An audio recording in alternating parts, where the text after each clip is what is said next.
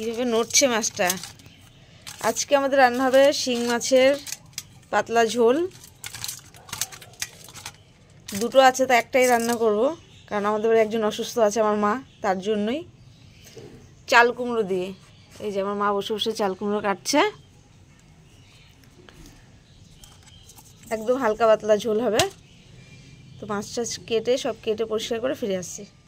মাছটা কেটে ধুয়ে পরিষ্কার করে নিয়েছি। এবার মাছে লবণ হলুদ মাখিয়ে নেব।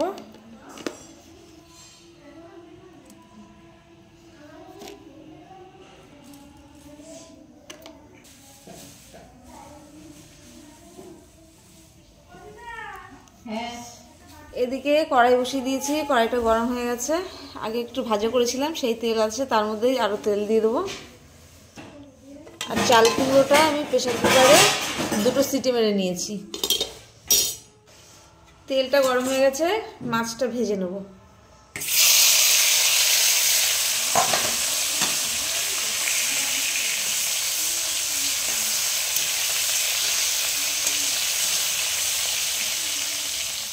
মাছটা ভাজা হয়ে গেছে, তুলে নেব।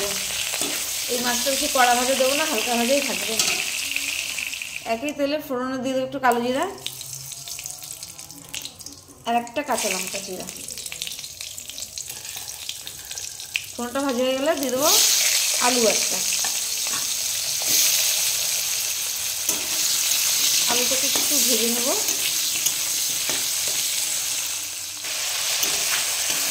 আলুটা লবণ হলুদ দিয়ে দিয়েছিলাম, একটু ভাজা ভাজা করে নিয়েছি। এখন আদা আর জিরা বাটা দিয়ে দেবো।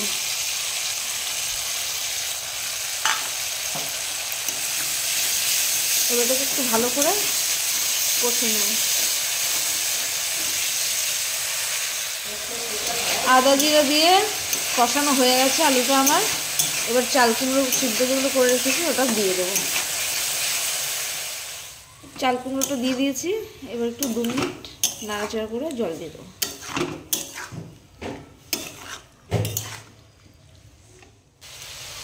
দিয়ে দেবো পরিমাণ মতো জল।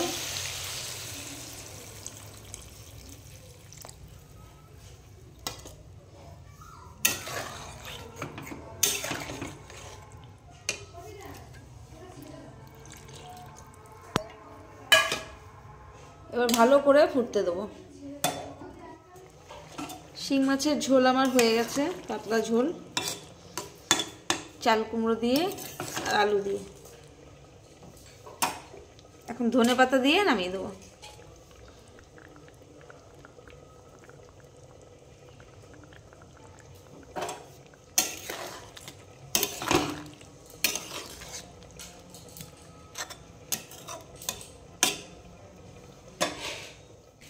আমাদের শিং মাছের পাতলা ঝোল তোমাদের কেমন লাগলো অবশ্যই কমেন্ট করে জানাবে। যদি ভিডিওটি ভালো লাগে লাইক কমেন্ট শেয়ার করবে, আর প্লিজ চ্যানেলটিকে সাবস্ক্রাইব করে পাশে থাকবে।